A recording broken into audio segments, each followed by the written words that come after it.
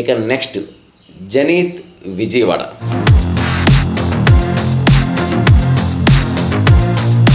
ఈ జనీత్ అనే వ్యక్తి 19 సంవత్సరాల అబ్బాయి అండి, టీన్ ఏజ్ కుర్రాడు, 19.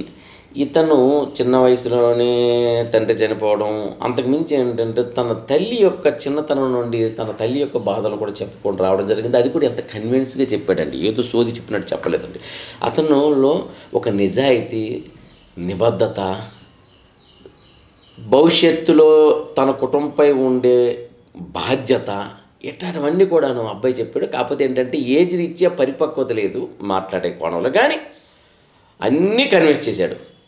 నెక్స్ట్ ఎంటర్ప్రైనర్షిప్ దగ్గర నుండి, అంటే 19 ఏళ్ళలోనే తను ఒక ఎంటర్ప్రైనర్షిప్ అంటే బిజినెస్ మ్యాన్ అవ్వడానికి కావలసిన ఒక ఫ్యూచర్ విజన్ని చెప్పి అభిజిత్ని మెప్పించగలిగారు.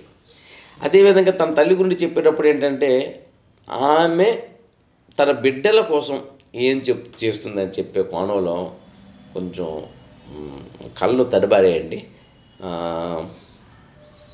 నిల్చొని చప్పట్లు కొట్టి ఒక విధంగా చెప్పడం, ఆ తల్లికి నవదీప్ గారు సెల్యూట్ చేశారండి. మిగతా వాళ్ళు కూడా అంతే.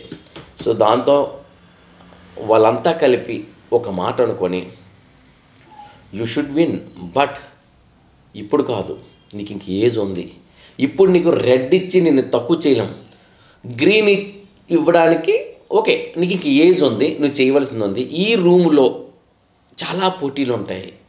అంటే ఒక విధంగా చెప్పాలంటే అండి, ఇక్కడ ఎత్తుగడలు ఉంటాయి, పోటీలు ఉంటాయి, గెలవాలని పట్టుదల ఉంటుంది. అటు వెళ్ళేటప్పుడు ఏంటంటే ఈ చిన్న మనసు ఎక్కడ బాధపడుతుందో అనేది ఒక్కసారి వాళ్ళు పెద్ద మనసుతో ఆలోచించి నెక్స్ట్కి ఛాన్స్ ఇవ్వడానికి సరిపడినట్టు మోటివేషన్ చేసి ఆ అబ్బాయిని ఎక్కడ డిసప్పాయింట్ చేయకుండా ఆయన పంపించారు. ఇక ఈ అబ్బాయికి రెడ్ ఇవ్వలేదు, గ్రీన్ ఇవ్వకపోవచ్చు, కానీ ఎవరు రెడ్ ఇవ్వలేదండి.